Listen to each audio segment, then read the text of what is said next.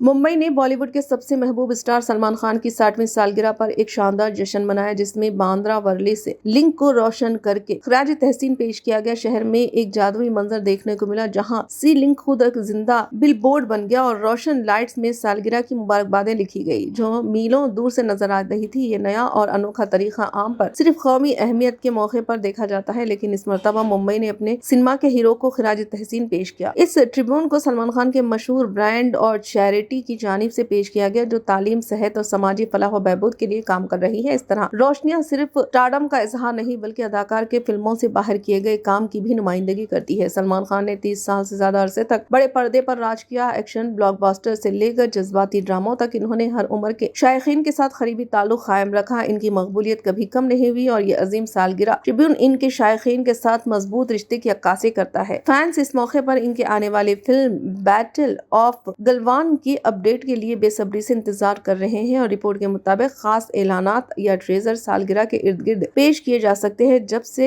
Link रात के आसमान में रोशन हुई, इसने वाज़ेह पैगाम दिया कि सलमान खान सिर्फ स्टार नहीं, बल्कि मुंबई की रूह की अलामत है। इनकी 60वीं सालगिरह पर शहर फख्र, मोहब्बत और जश्न से जगमगाता उठा।